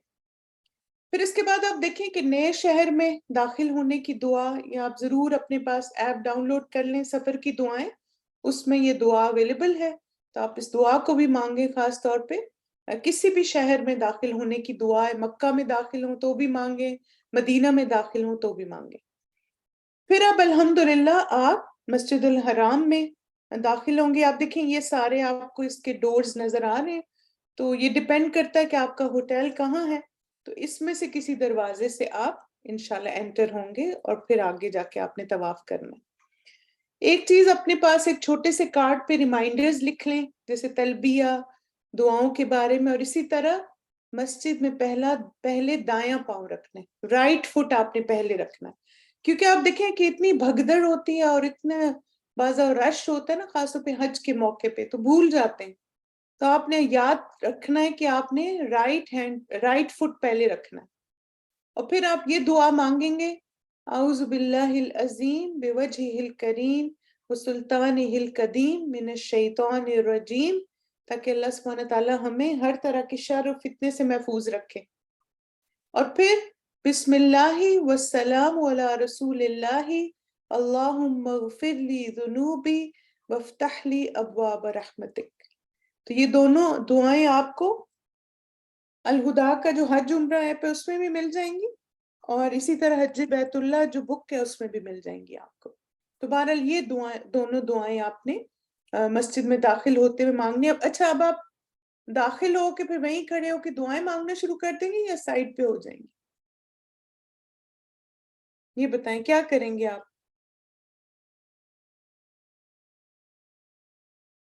سائڈ پہ ہوگے۔ آپ دیکھیں ہمیں کسی کا راستہ نہیں روکنا، کسی کا راستہ بلاک نہیں کرنا، ٹھیک ہے؟ یعنی آپ مسجد میں پہلے رائٹ فٹ رکھ کے داخل ہو جاؤ، پھر تھوڑا سا سائڈ پہ کھڑے ہو کے ساری دعائیں مانگ لیں، پھر آگے چلتے جائیں، اور پھر اس کے بعد یہ دعائیں مانگ کے اگین آپ نے تلبیہ پڑھنا شروع کر دینا ہے۔ پھر اس کے بعد آپ دیکھیں کہ یہ بتائیں کہ اگر آپ جیسے اب آپ حرم میں داخل ہو گئے تو آپ تو پہلے طواف کریں گے یا تحیت المسجد پڑھیں گے؟ یہ بتائیں۔ شاباش، ویری گڈ۔ اس میں آپ دیکھیں کہ دونوں یہ ڈیپینڈ بھی کرتا ہے کہ جیسے مثلا ایک تو ہوتا ہے نا کہ ہم جاتے ہیں تو عمرہ ہم نے کرنا ہوتا ہے، ابھی تو ہم عمرہ کریں گے نا انشاءاللہ، لیکن یہ کہ ویسے آپ اگر کسی نماز کے لیے جا رہے ہیں تب بھی آپ دیکھیے کہ پسندیدہ کیا ہے کہ آپ جا کے طواف کریں، لیکن چونکہ اب رش بہت زیادہ ہوتا ہے، بعض دفعہ نماز کے لیے آپ کے پاس بہت کم ٹائم ہے، فار ایگزامپل آدھے گھنٹے بعد نماز ہے تو طواف کے لیے جانا وہاں آپ کو زیادہ ٹائم چاہیے، تو پھر اس صورت میں اگر آپ کو لگتا ہے کہ وقت کم ہے اور شاید نماز یہ نہ مجھے جگہ نہ ملے اور وہاں نہ میں پڑھ سکوں، تو میں ایسے کروں گی کہ میں بعد میں طواف کر لوں گی، تو ایسا کیا جا سکتا ہے۔ اس صورت میں آپ تحیت المسجد پڑھ لیں، لیکن اگر آپ ڈائریکٹ جا کے، اگر آپ کے پاس انف ٹائم ہے کہ آپ طواف کر کے بعد میں ساتھ ہی نماز بھی پڑھ لیں، تو یہ سب سے آئیڈیل ہے، ٹھیک ہے؟ تو یہ سچویشن پہ ڈیپینڈ کرتا ہے۔ تو آپ دیکھیں وہی بات ہے کہ یہ سنت بھی ہے اور پسندیدہ بھی ہے۔ عمرے کا آغاز جو ہے وہ ہم طواف سے کریں گے انشاءاللہ۔ طواف کیا ہے؟ ایک تو یہ آپ دیکھیں عمرے کا رکن ہے۔ طواف عمرے کے ارکان میں سے ایک رکن ہے جس کے بغیر عمرہ مکمل نہیں ہوتا۔ طواف سے مراد ہے بیت اللہ کے گرد 7 چکر لگانا، جو حجر اسود سے شروع ہو کر حجر اسود پر ختم ہوتے ہیں، ٹھیک ہے؟ یہ اینٹی کلاک وائز ہم 7 چکر لگاتے ہیں۔ اب آپ دیکھیں جیسے یہ ہمارا حجر اسود ہے یہاں پر، ٹھیک ہے، اور یہ حتیم ہے، تو اب آپ اس کو اینٹی کلاک چلیں گے، اس طرح نہیں چلیں گے، آپ یوں جائیں گے، اس طرح آپ ایک راؤنڈ کمپلیٹ کریں گے، پھر دوسرا راؤنڈ کمپلیٹ کریں گے، پھر تیسرا کریں گے، ٹھیک ہے؟ طواف جو ہے اس کی 5 اقسام ہیں، یہ بھی آپ کو پتہ ہونی چاہیے۔ طواف القدوم اور طواف العمرہ۔ اب آپ دیکھیں چونکہ ہم عمرے سے ہی آغاز کر رہے ہیں اس کا، تو اس لیے ہمارا طواف القدوم اور عمرہ ایک ہی ہو جائے گا، یعنی جو پہلا آپ کا طواف ہے نا عمرے کا، وہی آپ کا قدوم بھی ہوگا۔ لیکن جو حج افراد والے ہیں چونکہ انہوں نے عمرہ نہیں کرنا ہوتا، تو وہ صرف جیسے طواف قدوم کرتے ہیں پھر وہیں سے مینا میں چلے جاتے ہیں۔ لیکن جو حج قران کر رہے ہیں یا حج تمتع کر رہے ہیں، تو چونکہ وہ پہلے عمرہ کرتے ہیں تو ان کا جو پہلا طواف ہے وہی عمرہ اور قدوم دونوں کو کور کر لے گا۔ پھر اس کے بعد ہے طواف الافادہ، اور اس کو طواف زیارہ بھی کہتے ہیں، اس کے 2 نام ہیں، شاید آپ کچھ بکس میں زیارہ بھی پڑھیں۔ تو یہ کون سا طواف ہے؟ جو کہ حج کا رکن ہے، وہ ہم جیسے 10 ذی الحج کو کریں گے، ٹھیک ہے، طواف افاضہ۔ پھر اس کے بعد طواف الوداع ہے، اور یہ کون سا طواف ہے؟ جو کہ حج مکمل ہونے کے بعد یعنی مکہ ایگزٹ کرنے سے پہلے جو طواف کرتے ہیں وہ طواف وداع ہوتا ہے۔ اچھا اب دیکھیں ایک چیز جو یہاں پر امپورٹنٹ ہے آپ سب کے لیے، تاکہ آپ دوسروں کو بھی ایجوکیٹ کریں، ماشاءاللہ اللہ مبارک، آپ سب سیکھتے ہیں اور دوسروں کو بھی بتاتے ہیں۔ طواف وداع جو ہے نا یہ صرف حج کے بعد ہوتا ہے، عمرے کے بعد نہیں ہوتا۔ کیونکہ میں نے اس دن میں کسی سے بات کر رہی تھی تو وہ مکہ میں تھی، تو کہتی ہیں کہ وہ عمرہ کرنے گئی نہیں تھی، تو انہوں نے مجھے کہا کہ بس ابھی میں طواف وداع کر کے آئی۔ تو میں نے کہا کہ طواف وداع تو حج کے بعد ہوتا ہے، تو کہتی ہیں اچھا مجھے نہیں پتا تھا۔ تو اس لیے آپ دیکھیں یہ بھی ہمیں پتا ہونا چاہیے کہ یہ افادہ اور وداع جو ہیں یہ صرف حج کے دوران ہے۔ پھر اس کے بعد طواف النفل۔ نفل طواف کون سا ہے؟ یعنی جو any time of the day آپ حرم میں جا کے طواف کر سکتے ہیں، فجر سے پہلے چلے جائیں، تہجد کے وقت چلے جائیں، جب بھی آپ کا دل کرے، جب موقع ملے زیادہ سے زیادہ طواف کریں، ٹھیک ہے؟ تو وہ اینی ٹائم جو طواف کیا جاتا ہے۔ تو مکہ داخل ہونے کے بعد پہلا طواف جو ہے وہ طواف قدوم ہوتا ہے، یہ طواف مسنون ہے، واجب نہیں ہے۔ اب آپ دیکھیں کہ طواف کا طریقہ کیا ہے۔ آپ وضو کریں سب سے پہلے، ظاہر کر کے آپ انشاءاللہ آئیں گے حرم میں۔ طواف کے آغاز سے پہلے تلبیہ کہنا بند کر دیں، اب یہاں پہ آپ سٹاپ ہو جائیں گے، تلبیہ کہنا تب تک پڑھتے رہیں گے۔ استباء کریں یعنی صرف آدمیوں کے لیے، یعنی آپ نے جو شولڈر کو نیکڈ کرنا ہے۔ حجر اسود کے استلام سے آغاز کریں۔ استلام جو ہے نا وہ 3 طرح کا ہوتا ہے، ایک ہے کہ حجر اسود کو بوسہ دینا، 2 ہے حجر اسود کو ہاتھ لگانا، اور 3 ہے حجر اسود کی طرف اشارہ کرنا۔ تو چونکہ آپ دیکھیں خواتین کے لیے پسندیدہ کیا ہے کہ وہ باحیا طریقے سے طواف کریں، تو اس لیے آپ نے بردرز کے بیچ میں گھس کے، لوگوں میں رش میں گھس کے آپ نے بوسہ دینے کی کوشش نہیں کرنی۔ اب تو خیر بالکل بہت مشکل ہوتا ہے، اور جب بھی ہوتا ہے تو پھر آپ دیکھیں بہت جیسے نا بے پردگی ہوتی ہے، تو اس لیے آپ دور سے اشارہ کر لیں، ٹھیک ہے؟ تو یہ استلام آپ کا ہو گیا، کوئی بات نہیں۔ آپ دیکھیں آپ کی نیت ہے نا، اور آپ کو پتہ ہے کہ عائشہ رضی اللہ عنہا نہیں کرتی تھی نا، انہوں حجر اسود کو بوسہ نہیں دیتی تھی. تو اس لیے یہ جب سے میں نے روایت پڑھی ہے تو مجھے بھی تسلی ہوگی کہ واقعی خواتین کو باحیا رہ کے یہ چیزیں کرنی چاہیے. کیونکہ آپ دیکھیں، اگر آپ دیکھیں عورتوں کا حال وہاں پہ، میں نے ایک دفعہ دیکھا کسی کو اور اس کا سکارف اتر گیا اور گلے میں اس کے ایسے وہ جیسے کھچ گیا، سارے نشان پڑے ہوئے گلے میں. کسی نے مکہ مارا، ان کے لپس سوج گئے، وہ جو ایک سسٹر گئی تھی. یعنی آپ دیکھیں کیا ضرورت ہے آپ کو، جب اللہ تعالیٰ نے ایک رخصت دے دی ہے تو رخصت سے فائدہ اٹھائے. ضروری ہے ایسے کرنا ہے. پھر اس کے بعد اب استلام آپ نے کر لیا. اب کیا ہے، اب آپ پہلا جو آپ کا چکر ہے نا، یہ بڑی امپورٹنٹ انفارمیشن ہے. آپ نے رائٹ ہینڈ سے اشارہ کیا اور آپ کیا کہیں گے پہلے آغاز میں، بسم اللہ واللہ اکبر، اور پھر آپ اپنا چکر سٹارٹ کر لیں گے. اگر استلام ممکن نہ ہو تو دائیں ہاتھ سے اشارہ کر. ٹھیک ہے؟ ہر چکر کے آغاز میں اللہ اکبر کہیں گے. یہ امپورٹنٹ انفارمیشن آپ نے یاد رکھنی. پہلا جب آپ طواف کا آغاز کر رہے ہیں تو آپ کہیں گے بسم اللہ اللہ اکبر، اور پھر آپ ہاتھ سے اشارہ کریں گے. اور اس کے بعد جب آپ کا پہلا چکر کمپلیٹ ہو جائے گا تو پھر آپ کیا کہیں گے؟ ہر چکر شروع کرنے سے پہلے صرف اللہ اکبر. اب دیکھیں یہ چیز اس لیے میں یہاں پہ کلیئر کر رہی ہوں کہ کچھ لوگ ہر چکر سے پہلے بسم اللہ اللہ اکبر کہہ رہے ہوتے ہیں. تو ہر چکر سے پہلے نہیں کرنا، صرف پہلے چکر سے پہلے، اور اس کے بعد آپ نے ہر چکر سے پہلے صرف اللہ اکبر کہنا. ٹھیک ہے؟ نہیں، اشارہ کرنے کے بعد ہاتھ نہیں چومنا. ہاتھ آپ اس صورت میں چومیں گے جب اگر آپ نے حجر اسود کو ہاتھ لگائے، اس صورت میں آپ اپنے ہاتھ کو چوم سکتے ہیں. لیکن صرف اگر اشارہ کر رہے ہیں تو پھر اشارہ کر کے ہاتھ نہیں چومیں گے. پھر اس کے بعد آپ دیکھیں کہ رکن یمانی کو ہاتھ لگائیں اگر ممکن ہو، لیکن رکن یمانی کو بوسہ نہیں دینا. باقی کناروں سے اشارہ کرنے یا بوسہ دینے کی ضرورت نہیں. یعنی باقی بھی جو کنارے ہیں نا، ان کو بھی ضرورت نہیں. میں ابھی دکھاتی ہوں رکن یمانی آپ کو.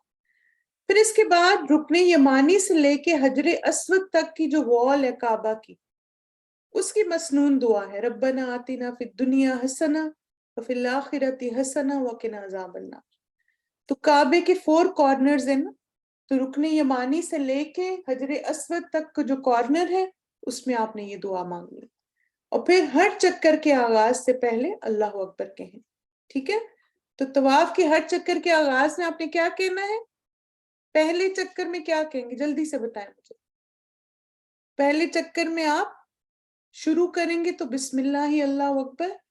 اس کے بعد سیکنڈ سے لے کے 7th تک آپ نے اللہ اکبر کہنا. ٹھیک ہے؟ پھر آپ دیکھیں کہ عبداللہ بن صائب رضی اللہ عنہ کہتے ہیں کہ میں نے رسول اللہ صلی اللہ علیہ وسلم کو دونوں رکن یعنی رکن یمانی اور حجر اسود کے درمیان ربنا آتنا فی الدنیا حسنہ وفی الآخرۃ حسنہ وقنا عذاب النار کہتے ہوئے سنا. تو نبی صلی اللہ علیہ وسلم یہ دعا مانگتے تھے. اور کہاں پر؟ یہ میں آپ کو دکھا دیتی ہوں. اب دیکھیں یہ کعبہ کے 4 کارنرز ہیں نا، 1 2 3 اور 4. یہ حجر اسود ہے. تو حجر اسود کے یہاں جو یہ دیوار ہے نا، ادھر رکن یمانی ہے. اصل میں یہاں پہ پہلے یہ چونکہ یمنی کارنر بھی اس کو کہتے ہیں، تو یہاں سے لے کے یہاں تک آپ نے پھر ربنا آتنا والی دعا مانگنی. سمجھ کے جو سوال پوچھ رہے تھے. چلیں آپ اس دعا کو سنیں اور اپنا تلفظ درست کریں، ساتھ ساتھ دہرائیں تاکہ آپ کو انشاءاللہ، مجھے امید ہے آپ کو یہ دعا یاد ہوگی انشاءاللہ. ربنا آتنا في الدنيا حسنة وفي الآخرة حسنة وقنا عذاب النار. ربنا آتنا في الدنيا حسنة وفي الآخرة حسنة وقنا عذاب النار. ربنا آتنا في الدنيا حسنة وفي الآخرة حسنة وقنا عذاب النار.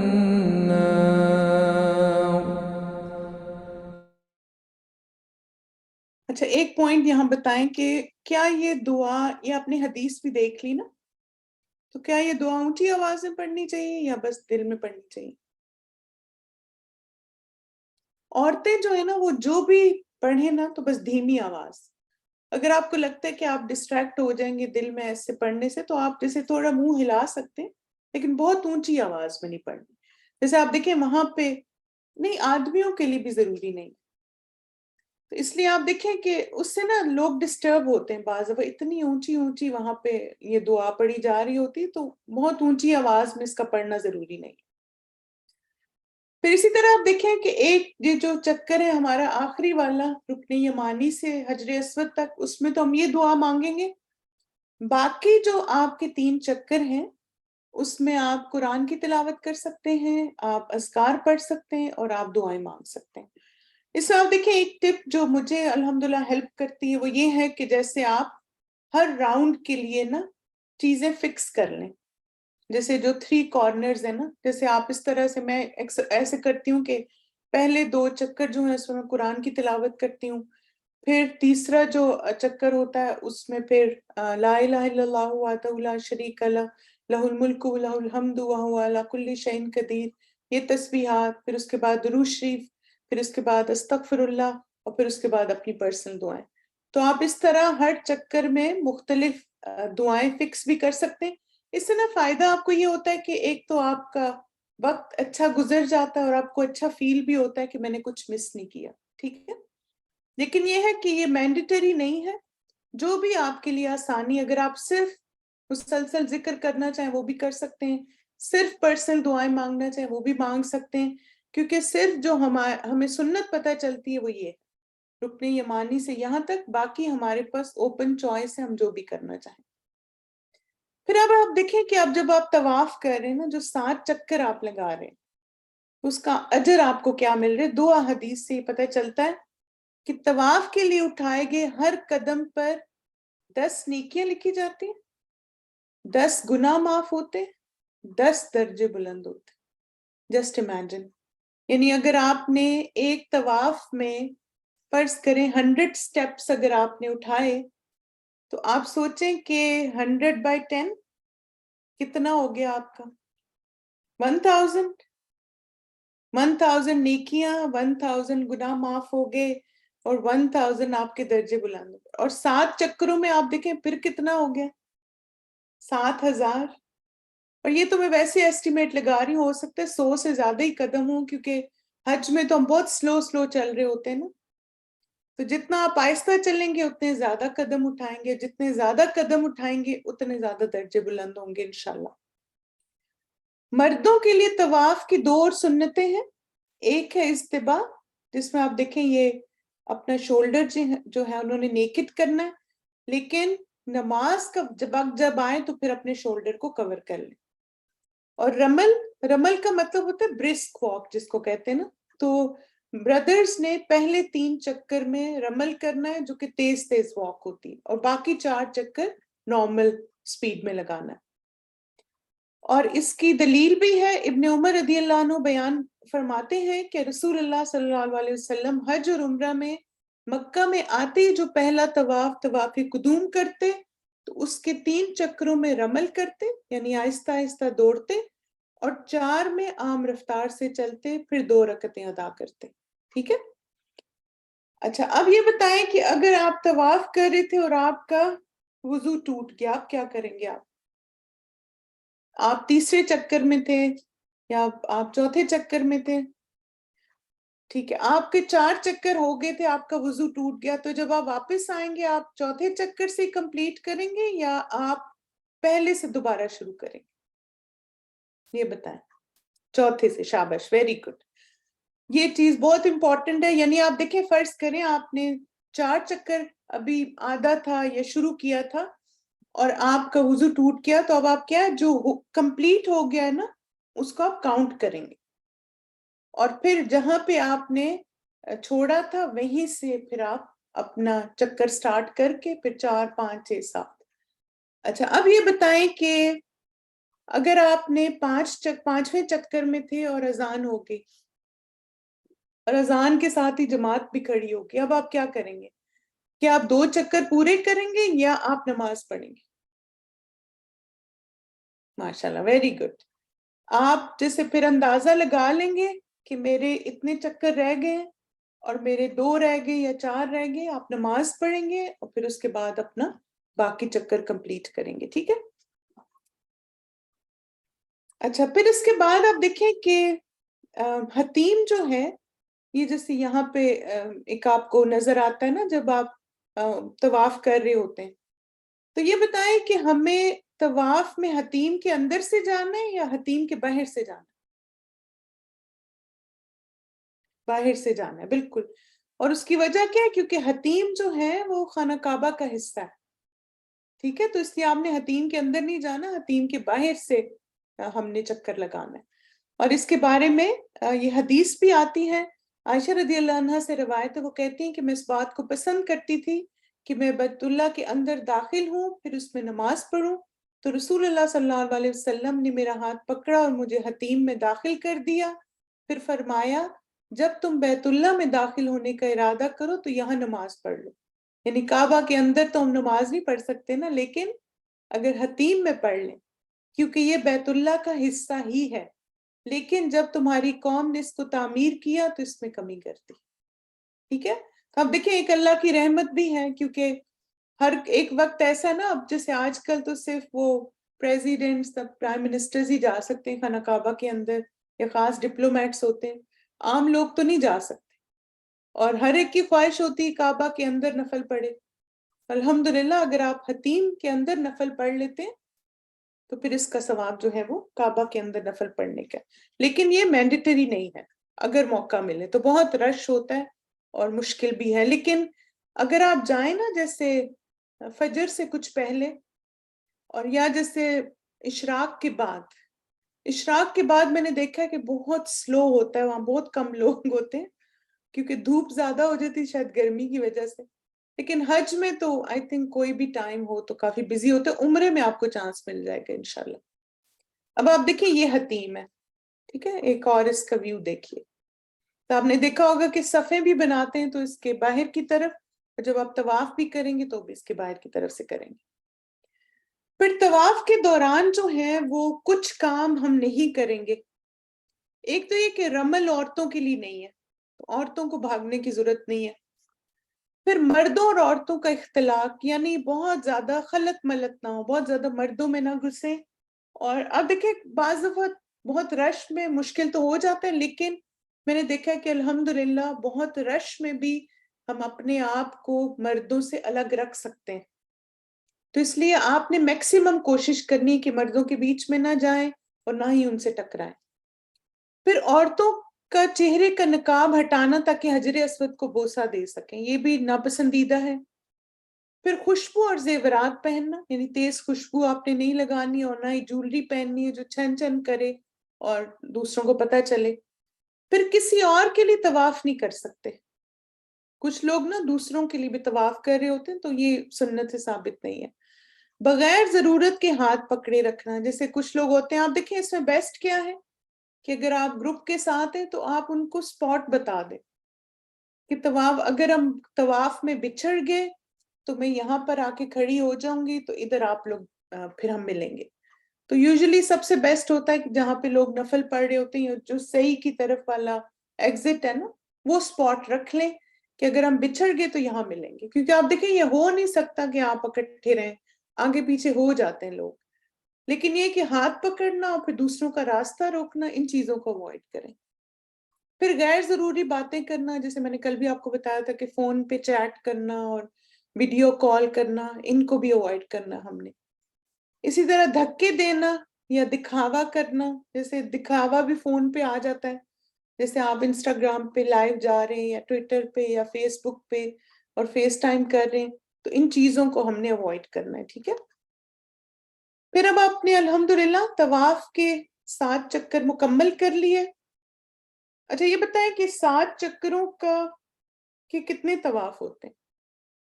7 राउंड्स के कितने तवाफ होते हैं? 1 होता है. ठीक है, यानी 7 चक्कर हम लगाते हैं तो 1 तवाफ काउंट होता है. तो अब आपने तवाफ अल्हम्दुलिल्लाह मुकम्मल कर लिया. अब आप क्या है, मुकाम इब्राहिम के पीछे नफल पढ़ना. اب آپ دیکھیں کہ رسول اللہ صلی اللہ علیہ وسلم طواف کے بعد مقام ابراہیم کی طرف آئے اور یہ آیت تلاوت کی. تب ظاہر ہے وہاں پر یہاں پر تو کھڑے ہونا بہت مشکل ہوتا ہے کہ اتنے لوگ ہوتے ہیں وہاں پہ، تو آپ کوئی بھی اسپاٹ پک کر سکتے ہیں. کوشش کریں اس کے سامنے ہی پیچھے لوگ جو کھڑے ہوئے ہوتے ہیں نا وہیں پہ آپ نفل پڑھ لیں. اور آپ جیسے یہ آیت تلاوت کریں گے وَاتَّخِذُوا مِن مَقَامِ إِبْرَاهِيمَ مُصَلًّى، کیونکہ نبی صلی اللہ علیہ وسلم نے بھی آیت تلاوت کی تھی. ٹھیک ہے، اب آپ کیا کریں گے؟ مقام ابراہیم کے پیچھے 2 نفل ادا کریں، سورہ کافرون، اور پہلی رکعت میں سورہ کافرون پڑھیں، دوسری رکعت میں سورہ اخلاص پڑھیں. یہ سنت ہے نبی صلی اللہ علیہ وسلم کی، ورنہ کوئی بھی صورتیں پڑھی جا سکتی ہیں. پھر اس کے بعد طواف کی 2 رکعت کے بعد زمزم پینا اور سر پر بہانا سنت ہے. ٹھیک ہے، طواف کر کے نفل پڑھ کے پھر کچھ دیر بیٹھ کے دعائیں وغیرہ مانگ سکتے ہیں آپ. اگر طواف کے دوران موقع نہیں ملا تو اس وقت بھی بیٹھ کے دعائیں مانگی جا سکتی ہیں. اور پھر اس کے بعد تھوڑا سا بریک لے لیں، پھر آپ زمزم پئیں، سر پہ بھی بہائیں.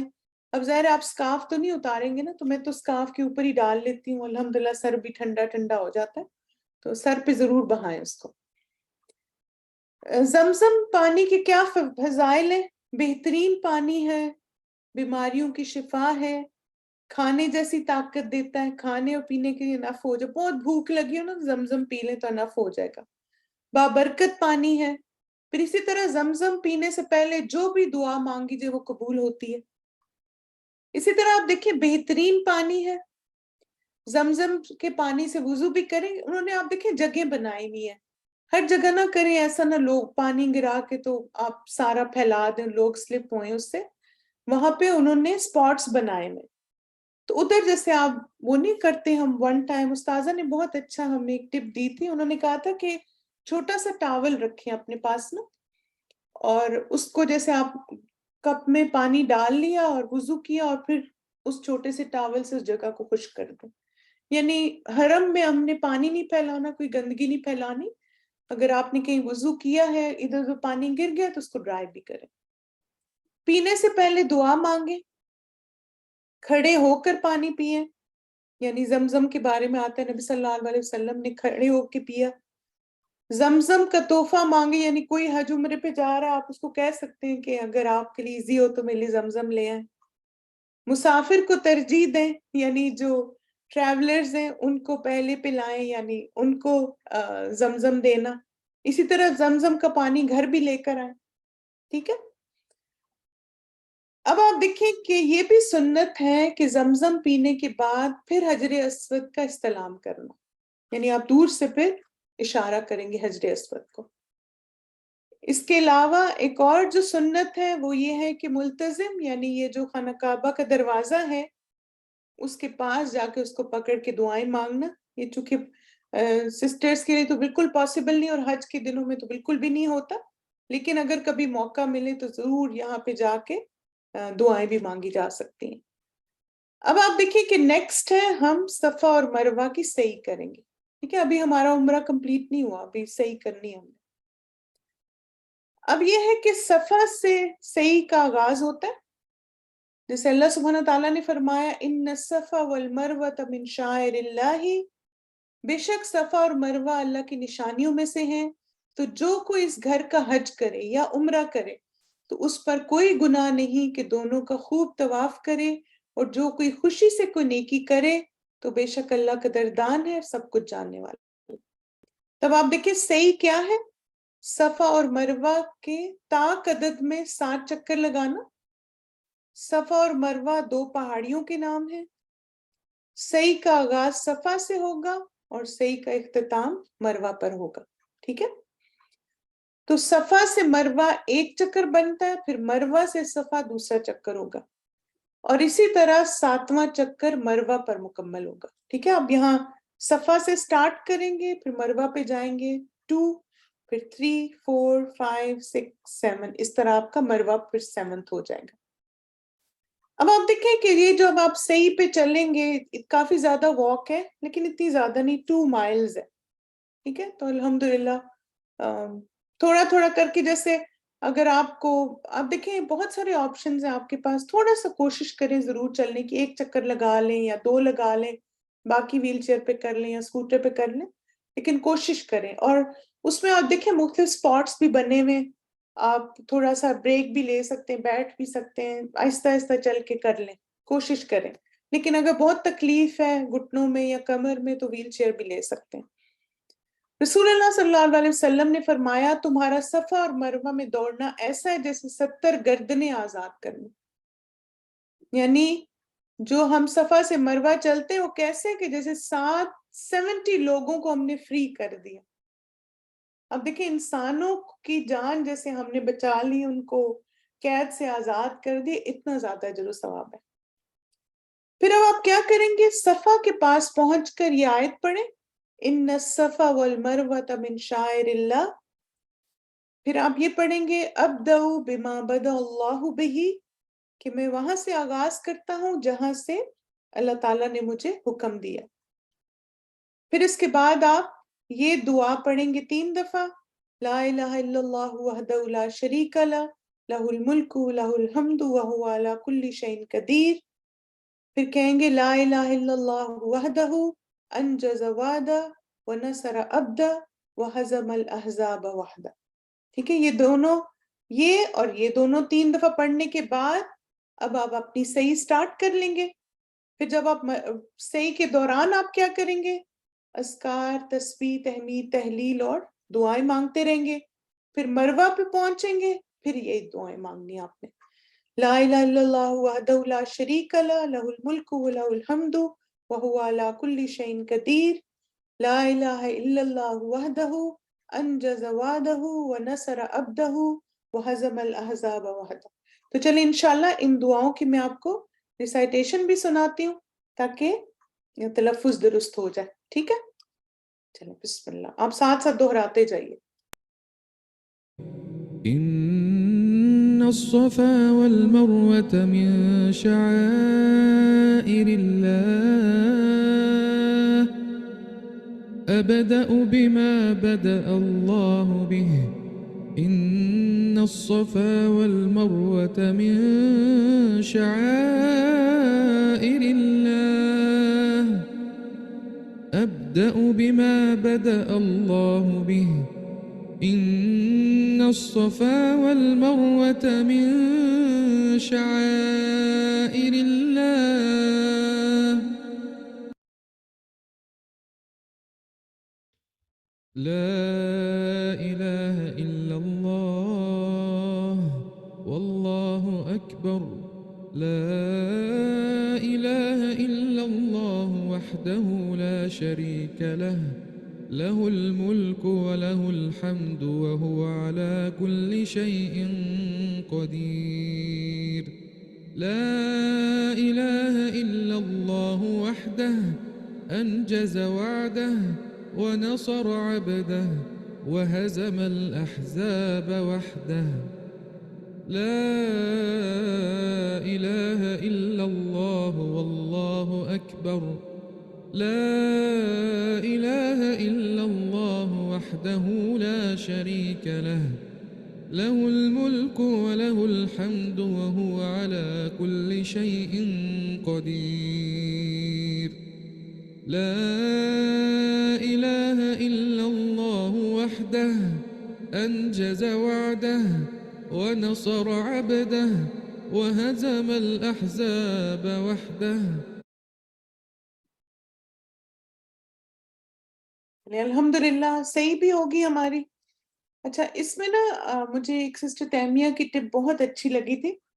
انہوں نے کہا تھا کہ حج عمرہ کی جو بکس ہیں یا ایپس ہیں نا، ان میں سے یہ دعائیں آپ لوگ ابھی سے پڑھنا شروع کر دیں.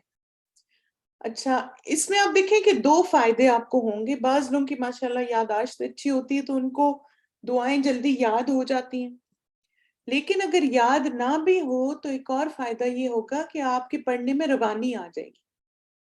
ورنہ آپ دیکھیں کہ اگر آپ نے کبھی خاص طور پہ یہ والی دعا تو ہم اتنی نہیں مانگتے نا، لا الہ الا اللہ وحدہ انجز وعدہ ونصر عبدہ وہزم الاحزاب وحدہ. تب یہ کہ جب آپ اس کو بار بار پڑھیں گے تو جب آپ صحیح کر رہے ہوں گے نا تو آپ کے پڑھنے میں روانی آ جائے گی. تو جتنی بھی دعائیں ہیں نا، چاہے وہ نیت کی دعا ہے، ان سب کو آپ مانگنا شروع کر دیں، پڑھنا شروع کر دیں. یاد کریں یا ایٹ لیسٹ اتنا دہرائیں کہ روانی آ جائے پڑھنے میں۔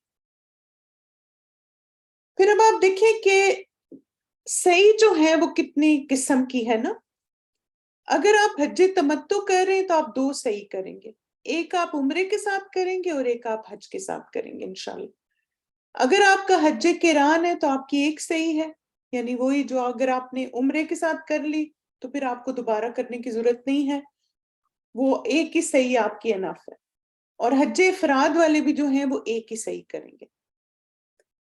حج تمتع جو ہے وہ عمرے کے ساتھ ایک صحیح ہوگی ان کی، اور طواف افاضہ کے بعد حج کی صحیح کریں گے وہ، ٹھیک ہے، یعنی پھر طواف افاضہ کریں گے اور پھر صحیح اس کے ساتھ بھی کریں۔ حج قران جو ہے، قران کرنے والے اگر پہلے صحیح کر چکے ہیں تو دوبارہ صحیح نہیں کریں گے، اور حج افراد والے طواف افاضہ کے بعد حج کی صحیح کریں گے، ٹھیک ہے۔ پھر اس کے بعد آپ دیکھیں کیا ہوگا، حلق یا قصر یعنی بالوں کو شیو کرنا۔ عورتیں جو ہیں وہ بال انگلی کے 1 یا 2 پور کے برابر کتروائیں گی یا خود کاٹیں گی۔ حرم میں بال کاٹنا ضروری نہیں، اگر مرد آس پاس ہوں تو ہوٹل روم میں جا کر کاٹ لیں، ٹھیک ہے، پردے کی پابندی کریں۔ اور پھر آپ دیکھیں کہ اللہ سبحانہ تعالیٰ نے قرآن مجید میں اس بات کا حکم دیا ہے، لَتَدْخُلُنَّ الْمَسْجِدَ الْحَرَامِ إِنْ شَاءَ اللَّهُ آمِنِينَ مُحَلِّقِينَ رُؤُوسَكُمْ وَمُقَصِّرِينَ، کہ اپنے بالوں کو کاٹنے والے یعنی شیو کرنے والے یا ان کو شارٹ کرنے والے۔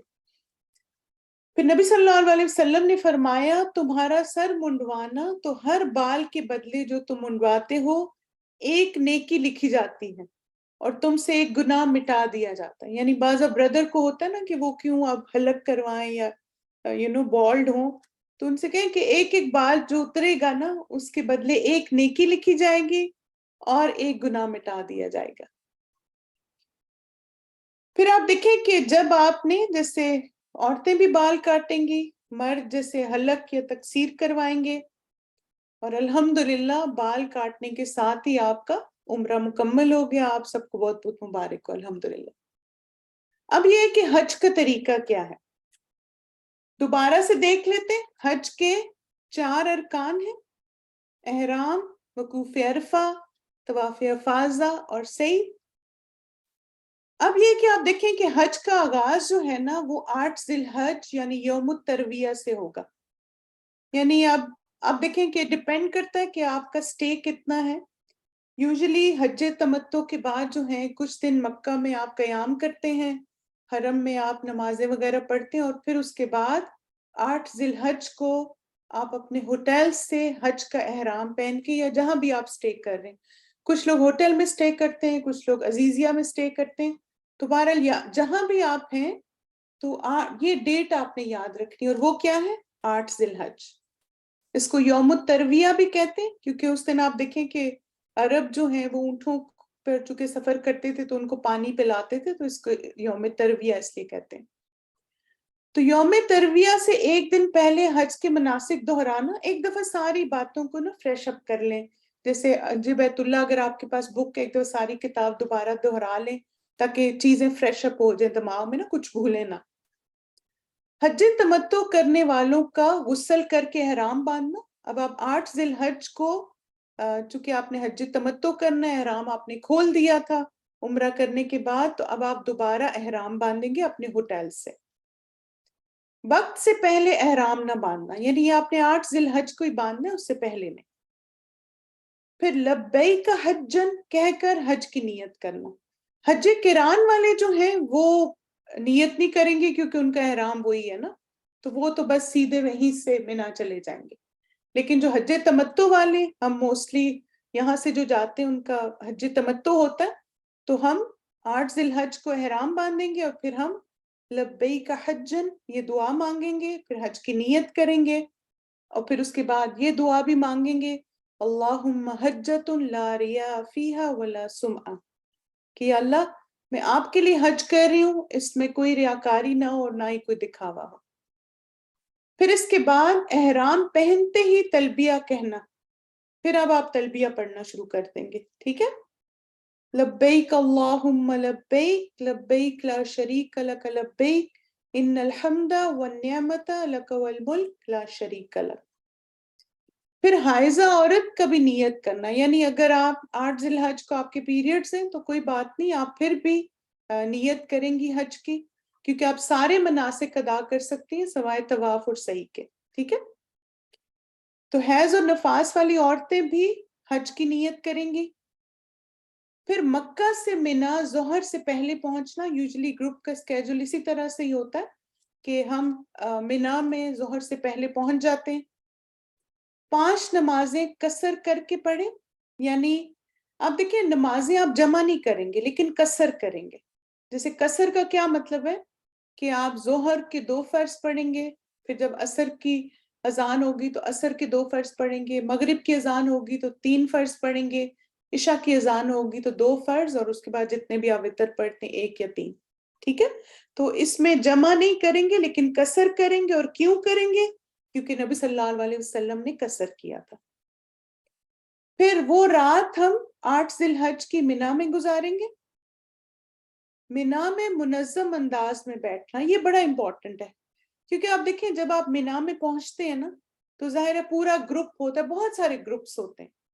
اب یہ ہے کہ لوگوں کو جلدی ہوتی کہ جا کے ان کو بیڈ بہت اچھا سا مل جائے ٹینٹ میں، اور اتنی دھکم پیل اور بہت ہی کیوس لوگ مچاتے ہیں. تو آپ نے بہت سکون اور اطمینان سے رہنا. انشاءاللہ آپ کو سب سے اچھا سپاٹ ملے گا، سب سے اچھی جگہ ملے گی. جو صبر اور تحمل کر کے فائدہ ہوتا ہے نا وہ بھگدڑ میں نہیں ہوتا. ٹھیک ہے، تو آرام سے ایک لائن بنا کے اور طریقے سے جانے کی کوشش کریں اور دوسروں کو بھی اس بات کی تعلیم دیں. ٹھیک ہے، تو الحمدللہ ہمارا حج جو ہے وہ سٹارٹ ہو گیا. الحمدللہ آج ہم یہیں پہ اس کو کنکلوڈ کریں گے. حج کے جو 2 امپورٹنٹ پارٹس تھے وہ آج ہم نے کور کر لیے. جیسے اللہ کا شکر ہے ہم نے حج کا رکن جو احرام تھا وہ بھی کر لیا، اس کے ساتھ ساتھ ہم نے عمرہ بھی کر لیا.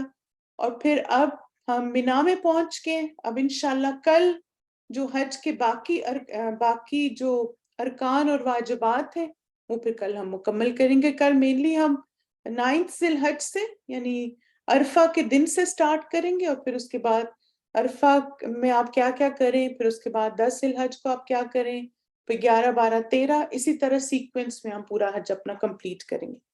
ٹھیک ہے، اوکے مائی ڈیئر اسٹوڈنٹس، جزاکم اللہ خیرن کثیرا، بارک اللہ فیکم، سبحانک اللہم و بحمدک، اشہد ان لا الہ الا انت، استغفرک و اتوب الیک. السلام علیکم ورحمۃ اللہ وبرکاتہ.